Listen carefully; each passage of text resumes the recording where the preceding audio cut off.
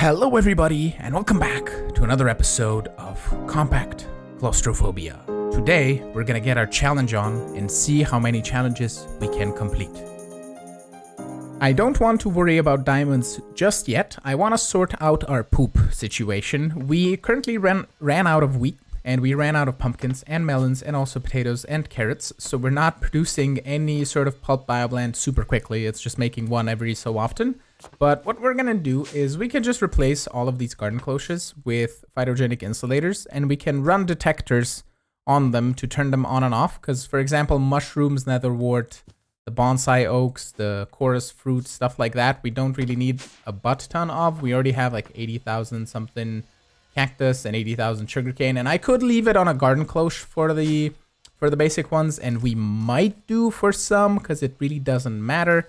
But I think it would just look cleaner if we set everything on phytogenic insulators and we run the ones that we need to run and we don't run the ones that we don't need to run, and that should be fine.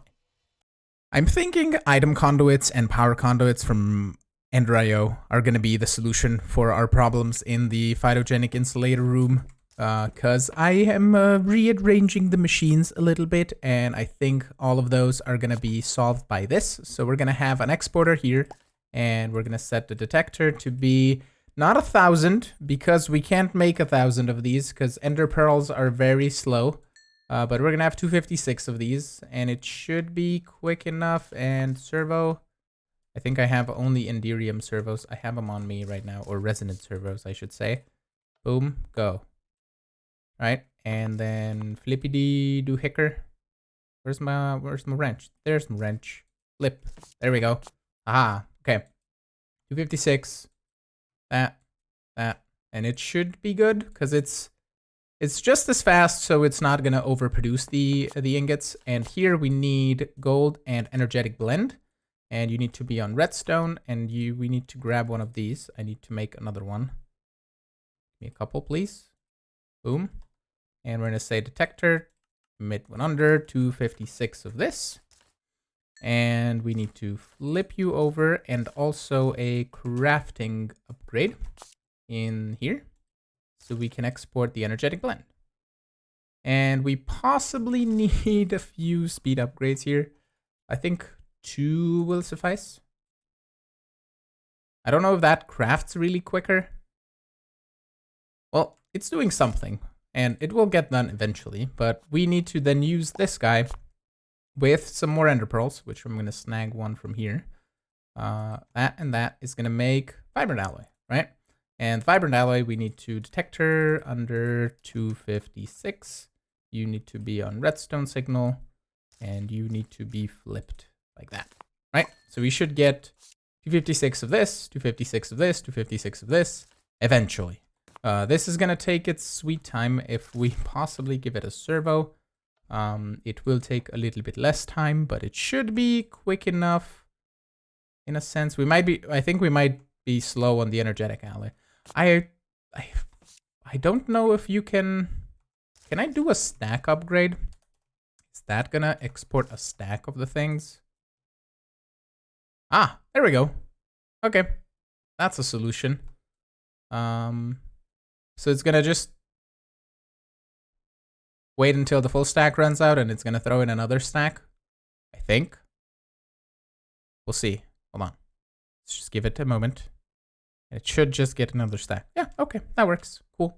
It's going to overproduce the energetic alloy blend because of this, but it's fine. It's just energetic blend gold. It's not ender pearls, which is the only thing that I don't want to overproduce, which is the vibrant alloy and the pulsating iron. And my screen keeps turning black. You can't see it, but my left screen on which I play keeps turning black randomly. I just updated my drivers, and apparently it could be one of the cables. I have to check. I might just switch the cables around for my monitors if it keeps on happening. But anyhoozle, now that we have all of those, we can work on this room. And what we're gonna do is this wall is gonna have the phytogenic insulator produces something, and then some other machine produces another thing, and that we have 5 of those. And here we have 5 of these. This is going to be melons, and these are going to produce the pulped biomass, and we can just pipe it out of the back with item conduits. This side is I have only one thing that I can produce of pretty much. So netherwort and the both types of mushrooms. This is gonna be our wood type deal because we can't grow these, the bonsai oak cuttings, in a phytogenic insulator. We also can't grow industrial hemp in a phytogenic insulator. So now that I think about it, we don't need to grow wood again. We can just set up 2 garden cloches up here. One for the industrial hemp and one for the bonsai oak cuttings, which I have already voided all of them pretty much. But we can do that, and we can set up a machine that is gonna grow it up and then make string and make wool and do all the good things with garden cloches. And we don't need another phytogenic insulator with a sapling that way. That might be better, I think. I know this is a lot to look at, but it's fairly simple in the way it works, and let me explain. Pretty much, detectors in the back detecting potatoes, for example, and exporters exporting flux Phytogrow. We have the phytogenic insulator with the monoculture cycle, so it doesn't use up the potato, and 3 speed augments. So it's as fast as it can possibly be with the way we have it set up right now. The water is provided by this dense infinite water source and is hooked up to an ender fluid conduit that flows all the way over there in the back. With a power conduit as well, which we currently really wouldn't need because I just needed to power these machines on the bottom with signal plated item ducts here, and I could just bring this one up and over through all of these, and we can remove the conduit because of that. So I'm not going to do it because it doesn't need to be, and everything else is going to get covered anyway, so it should be fine. But basically, these produce the pumpkins and, for example, pumpkin seeds, and those need a place to go. I could have this nullification chamber in here, but that makes the machine slower. So I'm just going to have all of the seeds on the bottom side here because we're going to have spots open all around the place. So I have poisonous potatoes that are produced by this guy, seeds, and then here we have melon seeds and pumpkin seeds as well. This is producing pulp biomass, which is set to 10,000 on all of these detectors. And the reason for me even having this power here is if I have everything stacked up like this with no gaps in between, I run out of space for detectors because we need an external storage on the cache. We need power and maybe something else for mainly power pretty much, but an external storage on top, and you run out of space for a detector if you have all of them right next to one another. So these are basically very simple. This is a cobblestone generator that is producing cobblestone. And these 3 are just being produced on a detector, and that is pretty simple. So the next thing that we need to tackle is how we're going to fit in garden cloches here that are going to look kind of okay. And we need 2 of them, one for wood and one for industrial hemp. We could have multiple of them, for example, to produce more industrial hemp or more wood, but I don't think it's really necessary. So I'm just going to grab 2 here. And we need to give them power and also, oh yeah, we can't just, can we place you like this? Aha, there we go. Okay, so I think it's going to work this way, except we're going to flip them backwards. So kind of like this and like that. And what we can do is power can come in here from the middle. We're going to export the items through an item conduit out of the back. Actually, we're going to just remove these. I want to have the ability to hide all of the power cables. This is going to be interesting of how we want to run this. Because I need to hide the power, and the conduit doesn't connect directly to a for example, signal plated item duct. Yeah, it's going to need a bit of trickery, but I think we can manage it. We can possibly use energy cells to transfer between the power from the conduit to the power from the duct, maybe? We'll see. I believe the room is now complete. The only major change that I made pretty much is to remove the chorus flowers from the output here on the bottom and remove the cache as well, because we can then have a symmetrical 3 wide with beetroot and industrial hemp. And the cloches are set up in an interesting way. We are producing the industrial hemp. It gets exported out here in the back. And what I'm actually going to disable is this guy, just so you can see it coming in here from the middle. And we're also doing the same thing for the bonsai oak cuttings. Then they're being extracted into their corresponding machines. This is going to make the oak wood planks, and this is going to make the industrial hemp fiber.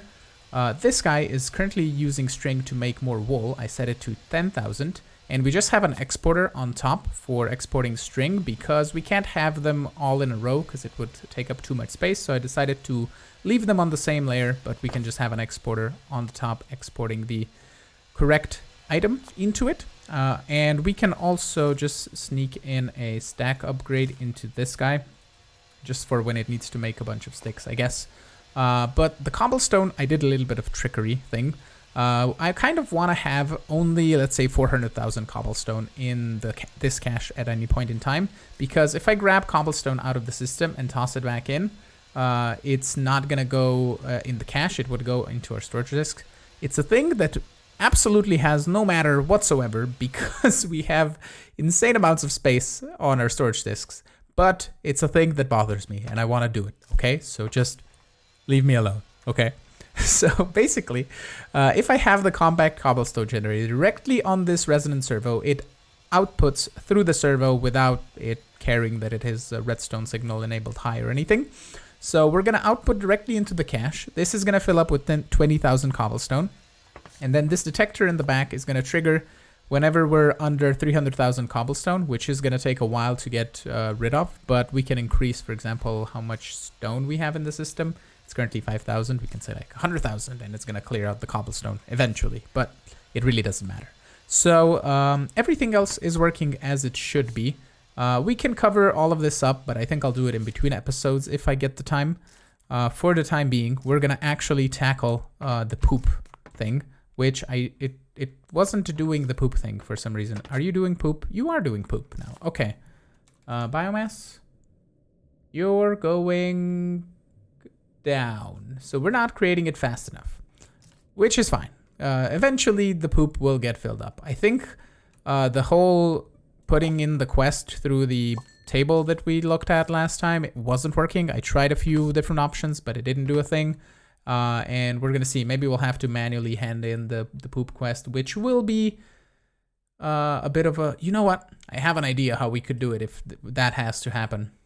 What we can do is we can sit on top of a destructor with like speed upgrades, and it's going to toss poop into our inventory, and we can just detect submit, detect submit, detect submit, detect submit, detect submit.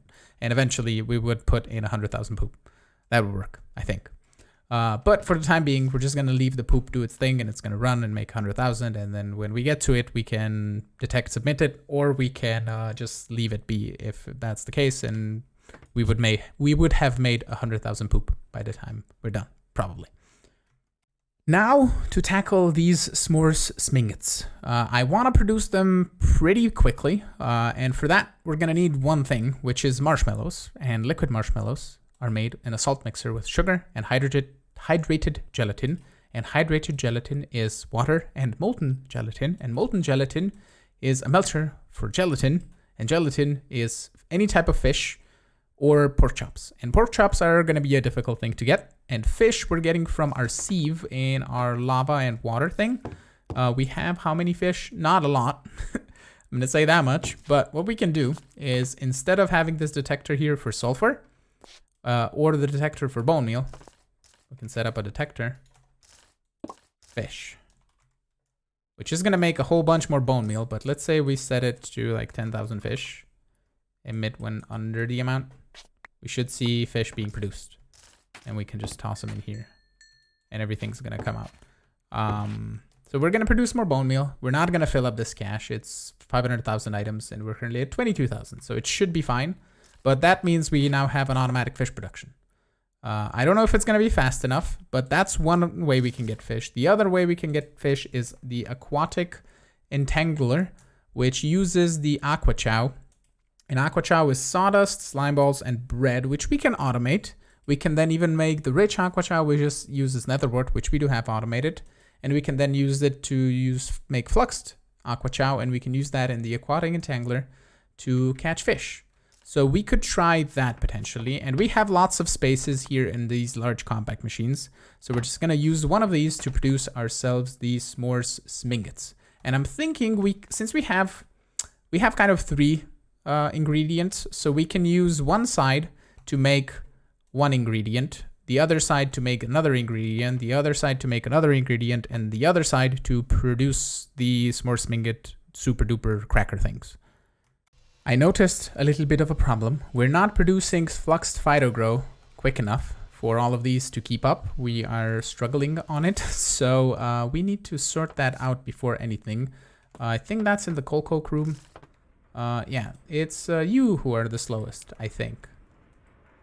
Yeah, you're just producing it as fast as you possibly can. Right, so we need some sort of spot to create more of this. And the easy probably solution is to grab any size compact machine, probably a tiny one. And we can put a couple of these energetic infusers with exporters and then importers. And we can put the thingy here and it's going to import the item into the thing. I think that might work. And we can then just replace the machine with a tiny compact machine. That might be the case. So hold on, let me grab you and remove this. We don't need the export on top. We're going to put the compact machine here. On the down, it's going to be the output. We can pick up this guy. We actually need to replace this with just a cable on top. The detector is fine. It doesn't need to do anything right now, but we just need a cable. And we're going to grab some tunnels. A couple of these. We can put one in the middle, one on the top, and energetic infuser. Let's make 5 more. This might get a little cramped, but it's okay. We're going to put 3 here, 3 here. And we can put item ducts, signalum plated item ducts on the bottom, like so. And that should provide them power and also the ability to transfer items to the bottom. So we can set all of these up with a red print, which is a wonderful item. You sneak right click in the air to reset it, and then you just set up this guy to have input on top, output on bottom, sneak right click, or actually just right click, copies, and then you can just right click on all of these to copy them over so they all get the same setting. Cool. Exporters on top. And we can do detectors in the middle, like that, eventually. But we need to set up all of these exporters to be with redstone signal and rich Phytogrow.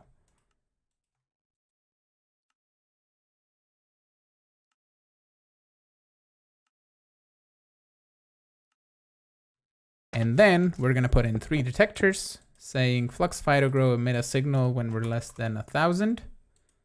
Emit a signal when we're less than 1,000. Ooh, before we do, I need crafting upgrades, right? I think. No. Do I need crafting upgrades? Yes, we're making that in the storage system. Yeah, crafting upgrade. 3, 5. And each one of you requires 1.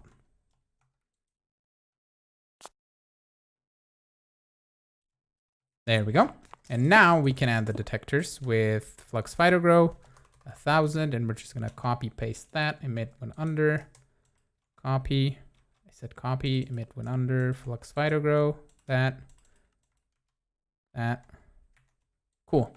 You're getting power. Are you outputting? You're making the flux Phytogrow. I have set it to the bottom. I might need to just jog the machine's memory by doing this. And this.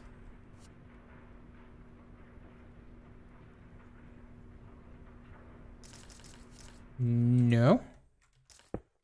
That is on the signal plated item duct. Are you gonna do your thing now?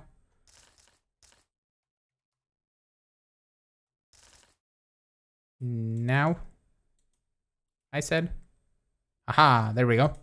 Okay. It's coming in. Cool. Awesome. So that sorts that issue out, and we are creating flux Phytogrow 6 times as fast, or 5 times more than we were before. I think that's the math. I'm not sure. I realized we ran out of blaze powder. I wanted to craft more of the conversion kits, and we're gonna solve this in this small compact machine right here on top. I'm gonna have a constructor that's gonna drop steel rods into a netherrack that's lit on fire, which is gonna turn them into blaze rods. We can then collect them with a accumulator, store them in a cache, and then we can use a pulverizer to pulverize it into blaze powder, and that should be all that it needs to be done. So we need a couple of tunnels, one for power, one for refined storage access, and we need to figure out how we're gonna configure this up. And there we go, the system is complete. It starts here with this detector, which is detecting for 1,000 blaze rods in the system, which triggers this constructor to make steel rods with a bit of speed upgrades and a crafting upgrade. And this destructor is picking up blaze rods on a whitelist with a bunch of speed upgrades as well. And it works wonders. It then goes to this external storage here that is on this cache with blaze rods. Pulverizer pulls them in, makes blaze powder. It gets stored in here with another external storage and a detector here detecting for 1,000 blaze powder. And as soon as that gets full, this is gonna stop. It also has a nullification chamber, so we don't have to worry about the sulfur. I could put a cache on top and be done with it, but that should be fine. We can now use a bit of walls to cover this up and put walls on the floor like so, and then grab a bunch of covers. Just the regular kind of variety, and we can do a bam and a bam and a bam and a bam. That should be it, I think. I hope I didn't place a cover in the wrong spot to cover anything up. I don't think I did. It is working beautifully, and we have blaze rods and blaze powder. Nice.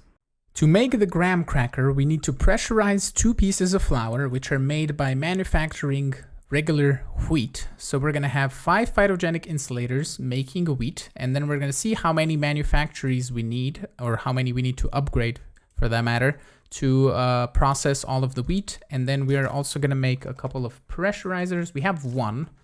We're going to see if that's enough, and I'm going to put a signalum plated duct here, like so.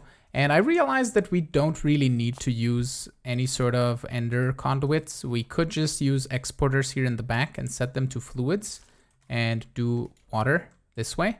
And we can have everything on refined storage. We can even add a tunnel right there in the back to hook up to a cable.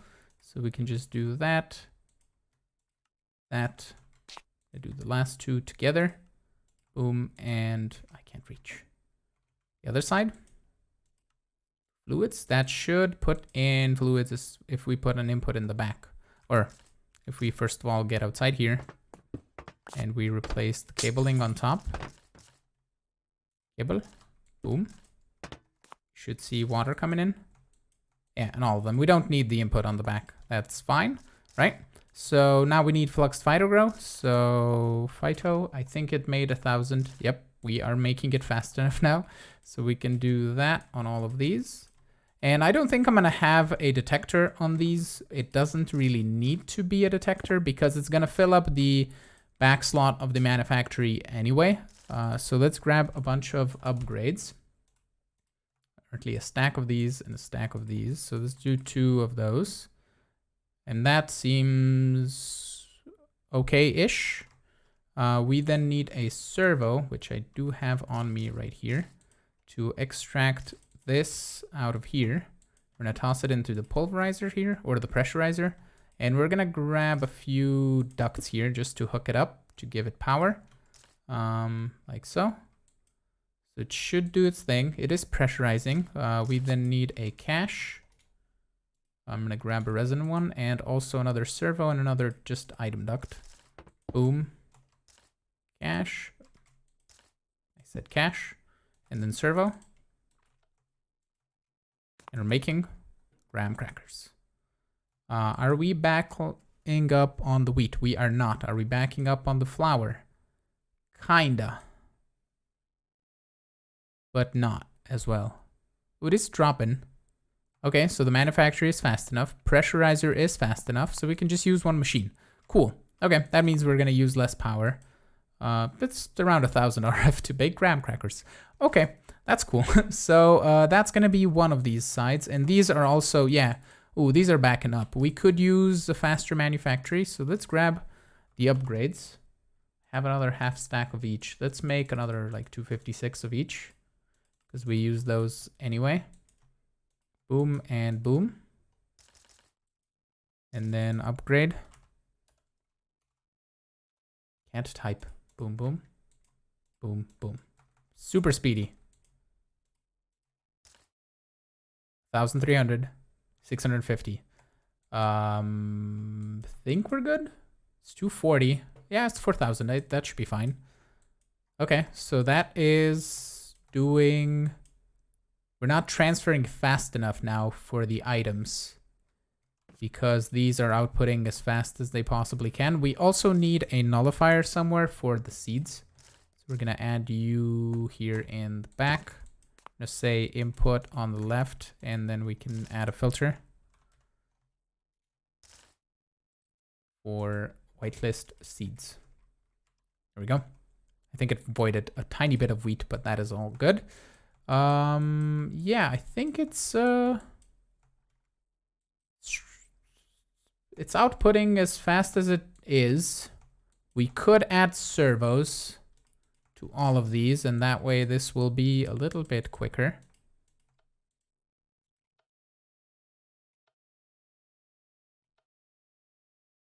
Like that. Now we're transferring it as fast as we possibly can. And I think we're gonna...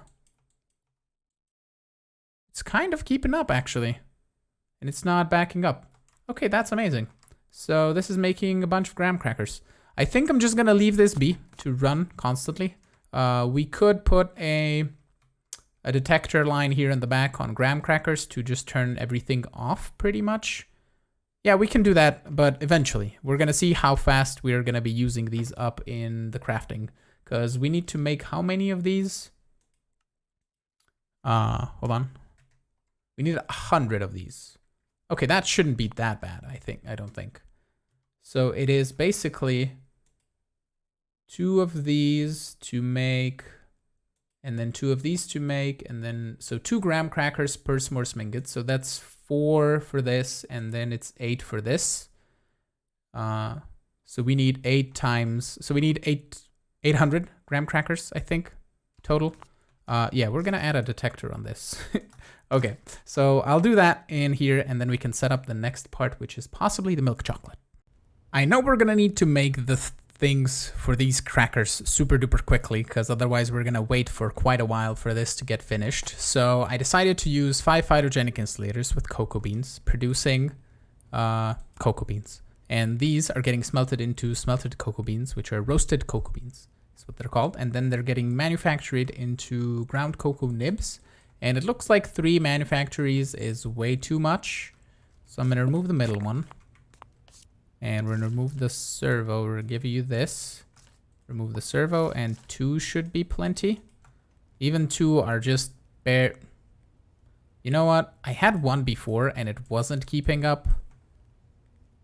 But you know what? We're going to keep it at 1. And it's going to be as fast as it can be. And the rest is just going to be fine. Because the furnaces, I think, get backed up a little bit because this gets filled up, but that should be fine. We could potentially remove a couple of furnaces. I'm not going to bother too much about it, I think, but we can tweak it as we go. So we got to the ground cocoa nibs stage. We could eat this, though, as well to get more extra hearts. Cool.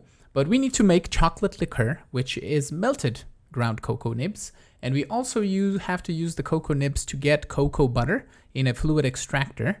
So the cocoa butter then gets combined with the chocolate liqueur to make molten unsweetened chocolate. And then we have to combine this with molten sugar, and it makes molten dark chocolate. And then the molten dark chocolate then gets mixed up with milk to make molten milk chocolate. And then we put that through the ingot former to make milk chocolate. So I'm thinking we're going to have to use one of these sides again for this because we're going to otherwise run out of space. And we also need to make the marshmallow, which is not going to be that many machines. It's just a sugar and hydrogen gelatin salt mixer. It's a few machines too. We might put the final product just automatically to be made in the refined storage system. We don't need to specifically have a machine for it, I don't think. And this monstrosity is what makes milk chocolate. It is kind of simple. You just run each item through different sets of machines.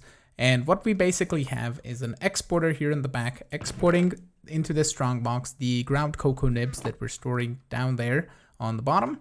And we have a detector here set to 2000 milk chocolates. And the reason I'm extracting into a strongbox is because we can use a servo to split the items round robin.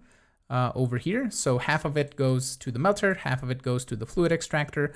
I could have possibly just used 2 exporters because we're making cocoa nibs fast enough and it wouldn't really matter. It's already done. It's fine. It's all good. So this guy is just storing cocoa solids. We can slap an external storage on this because it is brown dye if we ever need it. But that is cocoa solids that are made by the fluid extractor to make cocoa butter, which then goes into here and mixes the chocolate liqueur that we make in the melter and the cocoa butter into molten unsweetened chocolate. That goes down here, gets mixed up with the molten sugar that we're making over here. It gets extracted into this guy, which is turning milk and molten dark chocolate into molten milk chocolate. And I'm thinking that milk is what we're gonna be running out of. It is draining a little bit faster than I would want it to, but as soon as we make 2000 milk chocolate, everything's gonna stop anyway, so it should be fine. Well, at least these guys are gonna stop exporting the ground cocoa nibs. Right, so the ingot former here is then just turning molten milk chocolate into milk chocolate bars, which are gonna be stored here, and that is all good and done. So we have two of the 3 components done. The next one is marshmallows, which are gonna go on this side. So I need to get fish. How are we doing? 4.1K. Not bad, actually. Okay, so we need fish that we turn into manufactory to gelatin. So manufactory is gonna go up here on this spot right there. So you're gonna turn this with upgrades. Here and here. And I'm tossing a stack of upgrades into each machine.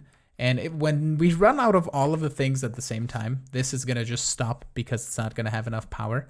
So I'm probably gonna go and repurpose some of the upgrades. We don't need these machines to run extremely fast. So we might just slow it down a little bit. But it made gelatin. And we then, I think, need to melt this. Yeah, to molten gelatin, mix it up with some water to make hydrated gelatin, mix it up with some sugar to make marshmallow, and then ingot former the marshmallows. And that should be good.